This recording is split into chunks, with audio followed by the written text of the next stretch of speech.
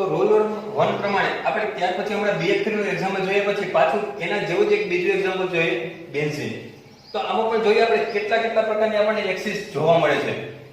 પહેલા તો આમાં એટમની સંખ્યા અહીં જોજો કેટલી થશે, કોર્નર કેટલા થશે તો કે 1 2 3 4 5 અને 6.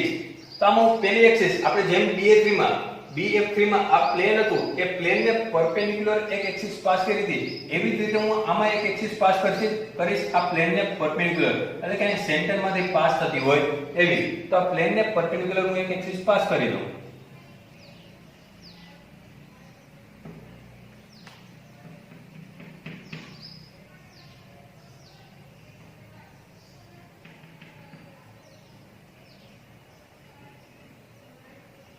તો આ પ્લેન છે એ પ્લેનને પરપેન્ડિક્યુલર એટલે કે આ બેન્ઝીન છે એ બેન્ઝીનના સેન્ટરમાંથી પસાર થતી એક એક્સિસ મેં પસાર કરી. અહીંયા ધારો કે હું એક નંબર આપી દઉં છું, અહીંયા 1 નંબર સમજવા માટે. હવે 1 નંબર છે, હવે અહીંયા એંગલ ઓફ રોટેશન આપણો થશે 60 ડિગ્રીનો. કેમ તો કે અહીંયા એટમ કેટલા છે તો કે 6, એટલે કે ઓછામાં ઓછો મિનિમમ એંગલ ઓફ રોટેશન, ઓછામાં ઓછો એંગલ, ઓછામાં ઓછો આપણે કેટલું રોટેશન આપી શકીએ તો કે 60 ડિગ્રીનું. અને 60 ડિગ્રીના આપણે કેટલા રોટેશન આપવા પડશે તો કે 6. અને હું 6 રોટેશન આપું ત્યારે એક નંબર છે એ પાછો એની એ જગ્યાએ આવતો રહે. કઈ રીતે તો કે એક નંબર છે એનું 60 ડિગ્રી રોટેશન આપું, 60 ડિગ્રી એટલે તો કે આટલો એંગલ થશે, આટલો જે એંગલ થશે, આ જે એંગલ થશે એ કેટલાનો થશે તો કે 60 ડિગ્રી. પહેલી વખત હું 60 ડિગ્રી રોટેશન લઈશ તો એક નંબર છે આ જગ્યાએ આવી જશે, બીજી વખતમાં તો કે અહીંયા જગ્યાએ, ત્રીજી વખતમાં આ જગ્યાએ, ચોથી વખતમાં આ જગ્યાએ, પાંચમી વખતમાં આ જગ્યાએ અને છઠ્ઠી વખતમાં પાછો એની એ જ જગ્યાએ આવી જશે. તો એટલે કે આ જે બેન્ઝીન છે એને આપણે ટોટલ 6 રોટેશન આપીએ તો 6 રોટેશન આપીએ તો પાછો એનો એ જ મોલેક્યુલ આપણને મળે છે. તો અહીંયા જે ઓર્ડર ઓફ એક્સિસ આપણે કહી શકીએ કે જેને આપણે સિમ્બોલ આપ્યો હતો n, એ કેટલો મળશે 6. એનું કારણ શું તો કે અહીંયા 6 રોટેશન આપ્યા પછી પાછો આપણને એનો એ જ મોલેક્યુલ આપણને મળે છે. તો અહીંયા જે આ એક્સિસ પ્રેઝન્ટ હશે એ એક્સિસ કઈ હશે તો કે C6.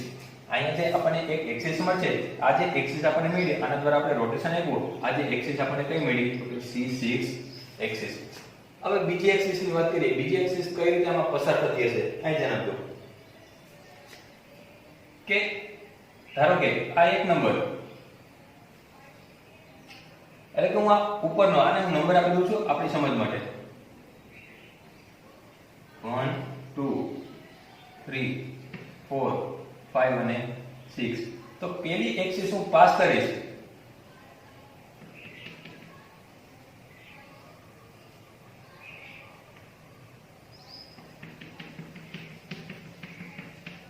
પહેલી એક્સિસ મેં પાસ માંથી ગઈ તો કે 1 નંબર અને 4 નંબર માંથી. આ 1 નંબર અને 4 નંબર માંથી જે પાસ કરી એ એક્સિસ કઈ હશે તો કે અહીં ધ્યાન આપજો, આ એક્સિસ પાસ કરી, આ વચ્ચેથી આ એક્સિસ પાસ કરી. હવે શું કરીશું તો કે આને હું રોટેશન આપીશ તો કઈ રીતે થશે તો કે અહીં જોજો ડાબી બાજુ એટમ કયા છે તો કે 2 અને 3 અને એક્સિસ ની જમણી બાજુ એટમ કયા છે તો કે 5 અને 6. તો હવે શું થશે તો કે આ એક્સિસ છે એની દ્વારા હું એને એન્ટી ક્લોકવાઇઝ રોટેશન આપું તો આ 2 અને 3 છે એ ક્યાં જતા રહેશે તો કે 5 અને 6 ની જગ્યાએ. એક વખત રોટેશન આપ્યું, પાછું બીજી વખત રોટેશન આપું તો શું થશે તો કે 2 અને 3 આ જગ્યાએ આવી જતા, એને હું રોટેશન આપીશ તો પાછા એ ક્યાં આવી જશે તો કે પોતાની જગ્યાએ. તો ટોટલ આપણે રોટેશન કેટલા આપ્યા 2 રોટેશન આપ્યો હોય તો ઓર્ડર ઓફ એક્સિસ કેટલું થાય તો કે 2. એટલા માટે એ જે એક્સિસ મળશે એ આપણને કઈ એક્સિસ મળશે તો કે C2 એક્સિસ. કેમ તો કે એનું 2 વખત રોટેશન આપું છું તો પાછા એટમ છે એ એની એક જગ્યાએ આવી જાય છે. હવે જે હું બીજી એક્સિસ પાસ કરીશ,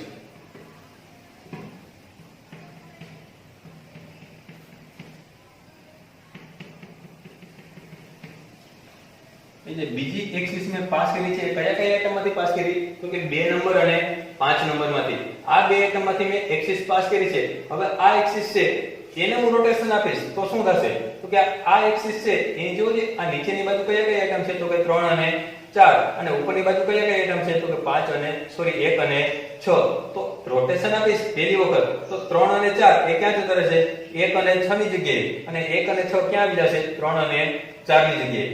પાછું હું રોટેશન આપીશ તો શું થશે તો કે અહીંયા 1 અને 6 આવી ગયા હતા એ પાછા ક્યાં જતા રહેશે પોતાની જગ્યાએ, અને અહીંયા જે 3 અને 4 આવી ગયા હતા એ પાછા ક્યાં આવી જશે પોતાની જગ્યાએ. તો બે વખત રોટેશન આપીએ એનો એ જ એટમ પોતાની જગ્યાએ આવી લે છે તો આપણને જે એક્સિસ છે એ કઈ આવી જશે તો કે C2 એક્સિસ. એના પછી તો કે ત્યાર પછી હું એક્સિસ કઈ રીતે પાસ કરીશ તો કે આ 3 અને 6 માંથી.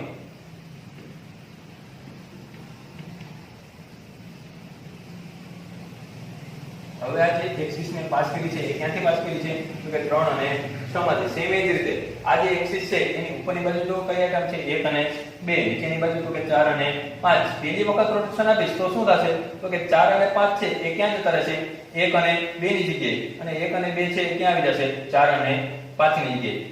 પાછું રોટેશન આપું તો શું થશે તો કે અહીંયા જે 1 અને 2 આવી ગયા હતા એ રોટેટ થઈને પાછા ક્યાં આવી જશે તો કે પોતાની જગ્યાએ, અને અહીંયા જે 4 અને 5 આવી ગયા હતા એ પાછા ક્યાં આવી જશે પોતાની જગ્યાએ. તો અહીંયા પણ જે એક્સિસ આવશે એ એક્સિસ કઈ આવશે તો કે C2 એક્સિસ.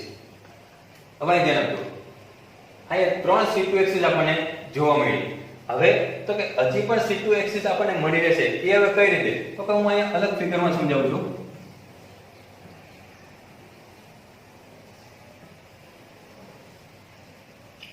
હવે જે અહીંયા જે 3 C2 એક્સિસ આપણને મળી એ શેમાંથી પાસ કરી દીધી તો કે આ જે નંબર મેં આપ્યા છે 1 2 3 4 5 6 એક કોર્નર છે. કોર્નર એટલે કે ખૂણા. હવે જે અહીંયા જે હું C2 એક્સિસ પાસ કરીશ એ સાઈડ માંથી પાસ કરીશ. સાઈડ એટલે કે તો કે એની બાજુઓમાંથી.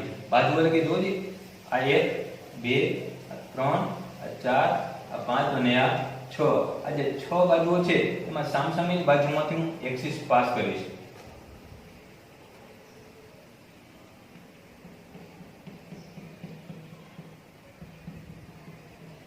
એક આ એક્સિસ મેં પાસ કરી બરાબર એ આ બે બાજુમાંથી. અહીં હું ધારો કે અહીં નંબર આપી દઉં. હવે જોજો અહીંયા તો કે આ બાજુમાંથી મેં એક્સિસ પાસ કરી બરાબર. આ બાજુ એ કઈ છે તો કે 1 2 અને 4 5. એમાંથી હું એક્સિસ પાસ કરું તો આ એક્સિસ ની જોજો અહીંયા આઈટમ કયો છે 3, અહીંયા આઈટમ કયો છે 4. એક વખત હું એને રોટેશન આપીશ તો અહીંયા 3 ની જગ્યાએ કોણ આવી જશે 6, અને 6 ની જગ્યાએ કોણ આવી જશે 3. થઈ ગયું આટલું. પાછું રોટેશન આપો તો કે અહીંયા જે 6 આવી ગયો તો એ પાછો ક્યાં આવી જશે પોતાની જગ્યાએ, અને અહીંયા જે 3 આવી ગયો તો એ પાછો ક્યાં આવી જશે પોતાની જગ્યાએ. તો બે રોટેશન આપ્યા પછી પાછો એનો એ જ મોલેક્યુલ મળે છે. એટલા માટે આ એક્સિસ કઈ આવશે C2 એક્સિસ. બીજી એક્સિસ તો કે બીજી સાઈડમાંથી, બીજી બે સાઈડમાંથી.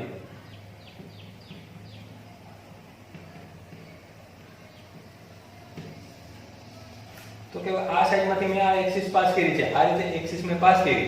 એને હું રોટેશન આપું તો શું થશે આ એક્સિસ ની ઉપરની બાજુ કઈ આઈટમ છે 1, નીચેની બાજુ 4. તો એ બંનેની પોઝિશનમાં શું આવશે ચેન્જ.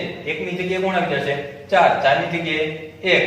પાછું રોટેશન આપું તો 1 એ પોતાની જગ્યાએ આવી જશે અને 4 એ પોતાની જગ્યાએ. તો આ પણ જે એક્સિસ હશે એ પણ કઈ હશે તો કે C2 એક્સિસ. ત્રીજી એક્સિસ તો કે આ સાઈડમાંથી.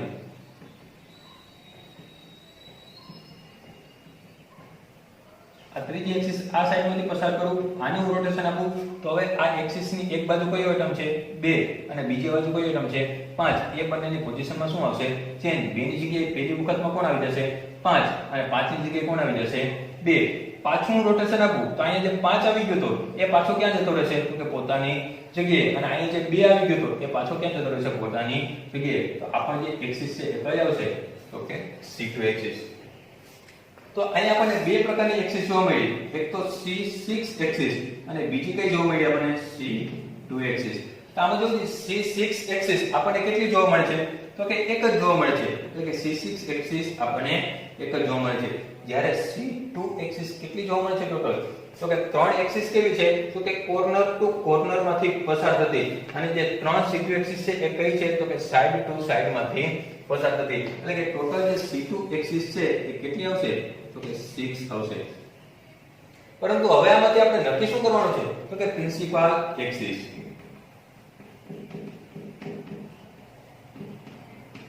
તો કે પ્રિન્સિપાલ એક્સિસ હવે કોને કહેવી તો કે બે એક્સિસ છે, એક તો C6 અને બીજી કઈ છે C2. એટલે કે હાઈએસ્ટ ફોલ્ડ ઓફ સિમેટ્રી અથવા તો હાઈએસ્ટ ઓર્ડર ઓફ સિમેટ્રી એને આપણે શું કહીશું તો કે પ્રિન્સિપાલ એક્સિસ. તો C6 અને C2 માંથી હાઈએસ્ટ ફોલ્ડ કોની છે તો કે C6. તો કે જે પ્રિન્સિપાલ એક્સિસ જે નક્કી કરશું એ કઈ છે તો કે C6 એક્સિસ. તો આપણે જે સિલેક્શન રૂલ એટલે કે પ્રિન્સિપલ એક્સિસ ના જે સિલેક્શન રૂલ જોતા હતા એમાં રૂલ 1 જોઈ ગયા પછી હવે આપણે વાત કરશું તો કે રૂલ 2 ની. તો હવે રૂલ 2 પ્રમાણે શું કહેવા માંગે છે જોઈએ. હવે તો જોઈએ અહીંયા આપણે રૂલ 2. તો એ રૂલ 2 માં આપેલું છે in case in any molecule more than one axis of same order. એ જો આપેલું છે more than one axis of same order, એટલે કે એક સરખા ઓર્ડરની, એક સરખા ઓર્ડરની એટલે કે ધારો કે એક્ઝામ્પલ લઈએ આપણે તો કે C2 એક્સિસ છે, તો આ C2 એક્સિસ એક કરતાં વધારે આપણને જોવા મળે છે, બીજી કોઈ પણ પ્રકારની એક્સિસ આપણને જોવા મળતી નથી, ખાલી C2 એક્સિસ જ જોવા મળે છે. તો ત્યારે શું કરવાનું તો કે at that case the axis passing through the maximum number of atom, axis passes through the maximum number, આ ખાસ યાદ રાખવાનું, સૌથી વધારે એટમમાંથી પસાર થતી હોય maximum number of atom is called the principal axis. એટલે કે આ એક કરતાં વધારે આપણને જો C2 એક્સિસ જોવા મળતી હોય તો એ C2 એક્સિસમાંથી આપણે પ્રિન્સિપાલ એક્સિસ કોને કહેવી તો કે અહીંયા આપણને આપેલું છે તો કે maximum number of the atom, એટલે કે જે સૌથી વધારે એટમમાંથી પાસ થતી હોય એવી એક્સિસને આપણે કહીશું પ્રિન્સિપાલ એક્સિસ. ત્યાર પછી આપેલો છે નેક્સ્ટ પોઈન્ટ, એક્ઝામ્પલ આપેલું છે ઇન એલિન. અહીંયા તમને એક્ઝામ્પલ આપેલું છે એલિન. એલિનનું એક્ઝામ્પલ આપેલું છે molecule the axis passing through the 3 carbon atoms. અહીં જો એ એક્સિસ છે એ કેટલા કાર્બન એટમમાંથી પાસ થાય છે 3 carbon atom. Is an axis of the two fold symmetry. Two fold symmetry એટલે કે એ એક્સિસ કઈ થશે તો કે C2 એક્સિસ. C2 એક્સિસ છે એને આપણે નામ આપી શકીએ ટુ ફોલ્ડ સિમેટ્રી, અને એ જે એક્સિસ છે એને જ આપણે કેવી એક્સિસ કહીશું તો કે પ્રિન્સિપાલ એક્સિસ. એટલે કે એ જો કેટલા કાર્બન એટમમાંથી પસાર થાય છે તો કે 3 કાર્બન એટમમાંથી, એટલે કે વધારેમાં વધારે કાર્બન એટમમાંથી પસાર થાય છે, એટલા માટે એને નામ આપશું આપણે ટુ ફોલ્ડ સિમેટ્રી એક્સિસ, અને એને જ કહીશું આપણે પ્રિન્સિપાલ એક્સિસ. ત્યાર પછી આપેલું છે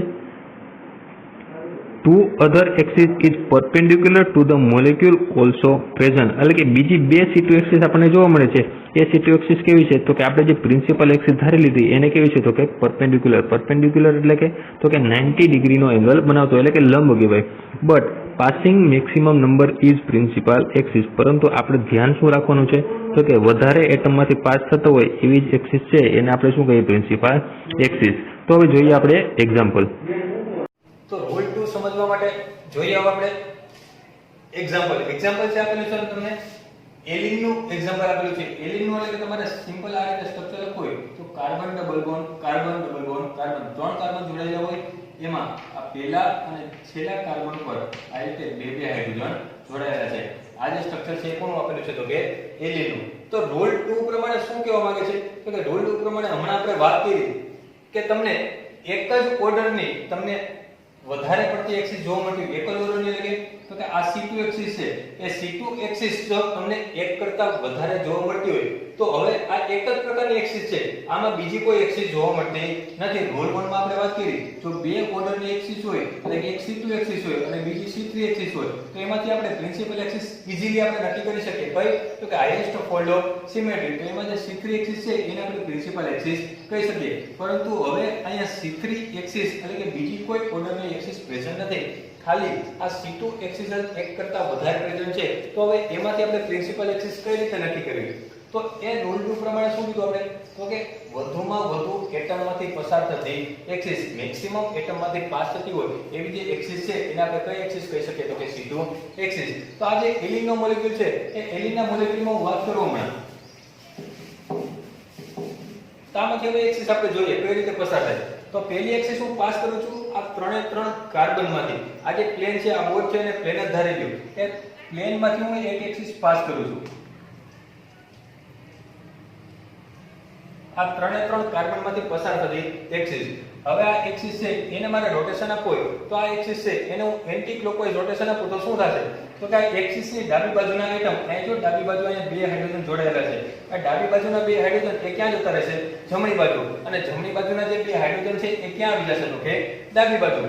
બીજી વખત હું રોટેશન આપું તો પાછા એ એટમની પોઝિશન શું થઈ જશે તો કે ચેન્જ થઈ જશે. તો આ જે એક્સિસ છે એ એક્સિસને નામ શું આપી શકશું આપણે તો કે C2 એક્સિસ. એટલે કે બે વખત રોટેશન આપ્યા પછી પાછો એનો એક મોલેક્યુલ આપણને મળી જાય છે. હવે આ એક C2 એક્સિસ મળી ગઈ, હવે બીજી C2 એક્સિસ કઈ રીતે તો કે આ જે વચ્ચેનો કાર્બન છે આ વચ્ચેના કાર્બનમાંથી પાસ થતી એક્સિસ, એટલે કે આ એક્સિસ હું પાસ કરું છું. આ વચ્ચેના કાર્બનમાંથી પાસ થતી એક્સિસ, વચ્ચેના કાર્બનમાંથી પાસ થતી એક્સિસ એને હું એન્ટી ક્લોકવાઇઝ રોટેશન આપીશ તો શું થશે તો કે નીચેના જે હાઇડ્રોજન એટમ છે એ ક્યાં જતા રહેશે ઉપર, અને ઉપરના જે હાઇડ્રોજન એટમ છે એ ક્યાં આવી જશે તો કે નીચે. બીજી વખત રોટેશન આપીશ તો શું થશે, પાછા બધા હાઇડ્રોજન એ પોતપોતાની જગ્યાએ આવી જશે, એટલે કે બે રોટેશન આપ્યા પછી પાછો એનો એ જ મોલેક્યુલ આપણને મળી જાય. તો આ જે એક્સિસ છે એ પણ કઈ આવશે, તો કે C2 એક્સિસ. હવે જે ત્રીજી C2 એક્સિસ છે એ હું કઈ રીતે પાસ કરીશ, તો કે આ જે આખું પ્લેન છે એ પ્લેનને પરપેન્ડિક્યુલર એટલે કે લંબ દિશામાં આ જે આખું પ્લેન ધારી લ્યો, એ પ્લેનને હું આ લંબ દિશામાં એક્સિસ પાસ કરું, એટલે કે આ રીતે હું પાસ કરીશ.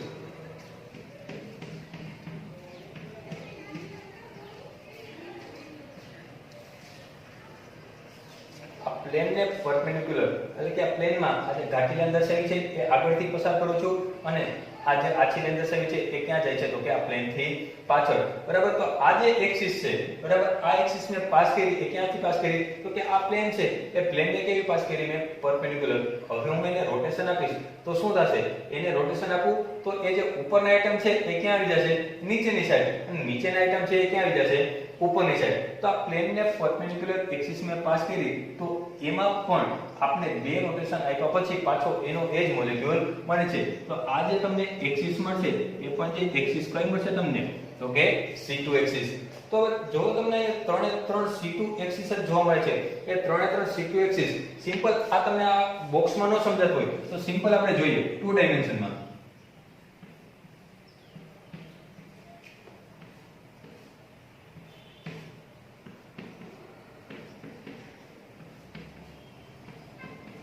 આ હાઇડ્રોજન, આ ચાર હાઇડ્રોજન છે. હવે આ ચારે હાઇડ્રોજન છે એને ધારો કે હું નંબર આપી દઉં. આ ચારે હાઇડ્રોજન છે એને નંબર આપી દીધા. આ ત્રણે ત્રણ C2 એક્સિસ છે. હવે આ 2 ડાયમેન્શનમાં હું સમજાવું તમને કે પહેલી C2 એક્સિસ છે જેમાં પાસ કરી હતી, આ જો આ C2 એક્સિસ, આ C2 એક્સિસ કઈ રીતે પાસ કરી હતી, તો કે આ ત્રણે ત્રણ કાર્બનમાંથી પસાર થતી. તો આ ત્રણે ત્રણ કાર્બનમાંથી હું પસાર કરી એક્સિસ પાસ કરું છું. હવે આ એક્સિસ છે, આ એક્સિસને હું એન્ટી ક્લોકવાઇઝ રોટેશન આપું તો શું થાય, તો કે આ એક્સિસની ડાબી બાજુના આઈટમ ક્યાં જતા રહેશે, જમણી બાજુ, અને જમણી બાજુના આઈટમ ક્યાં આવી જશે, ડાબી બાજુ. પાછું હું રોટેશન આપું તો પાછા જે એટમ છે એની પોઝિશન ચેન્જ કરીને પોતપોતાની જગ્યાએ આવી જશે. તો આ જે એક્સિસ થાય એ એક્સિસ કઈ આવશે, તો કે C2 એક્સિસ. ત્યાર પછી તો કે બીજી C2 એક્સિસ કઈ રીતે પાસ કરી હતી, તો કે આ જો આમાં આપણે આ વચ્ચેના કાર્બનમાંથી પસાર થતી, આ વચ્ચેના કાર્બનમાંથી પસાર થતી, એટલે કે આ રીતે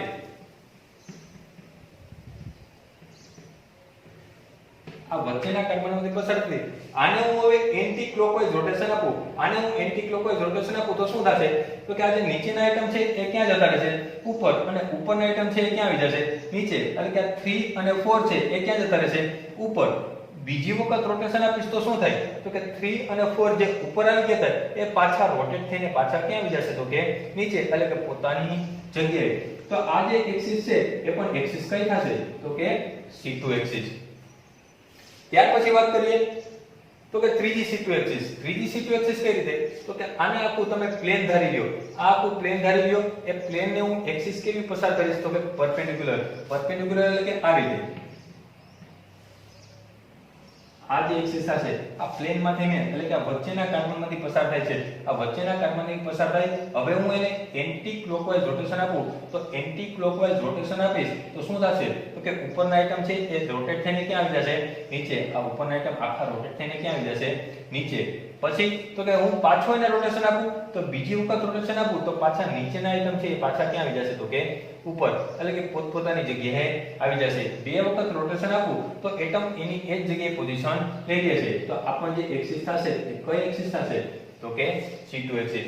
તો અહીં જો તમને જોવા મળે છે તો કે ત્રણે ત્રણ તમને જે C2 એક્સિસ છે એ ત્રણે ત્રણ જોવા મળે છે.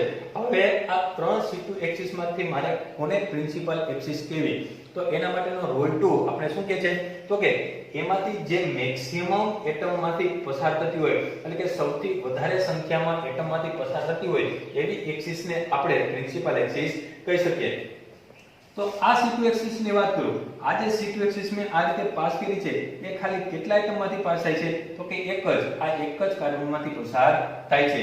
બીજું C2 એક્સિસ, તો કે આ C2 એક્સિસ આ પ્લેનને જે આપણે પરપેન્ડિક્યુલર એક્સિસ પાસ કરી હતી એ પ્લેનને પરપેન્ડિક્યુલર એક્સિસ છે એ પણ ખાલી કેટલા આઈટમ માંથી પાસ થાય છે, તો કે એક જ કાર્બન એટમ માંથી. હવે જ્યારે વાત કરીએ ત્રીજી C2 એક્સિસ, એ 3G C2 એક્સિસ એ જો કેમાંથી પસાર થતી હતી તો કે 1 2 અને 3 આ ત્રણ કાર્બનમાંથી પસાર થાય છે એટલે કે બાકીની જે બે C2 એક્સિસ છે એ એક એક કાર્બનમાંથી પસાર થાય છે જ્યારે આ જે 3G એક્સિસ છે એ એક્સિસ શેમાંથી પસાર થાય છે તો કે ત્રણ કાર્બન એટમમાંથી એટલે કે આ જે C2 એક્સિસ છે એ જે C2 એક્સિસને આપણે નામ શું આપશું તો કે પ્રિન્સિપાલ એક્સિસ એટલે કે સૌથી વધારે એટમમાંથી પસાર થતી હોય એવી એક્સિસને આપણે કઈ એક્સિસ કહી શકીએ તો કે પ્રિન્સિપાલ એક્સિસ।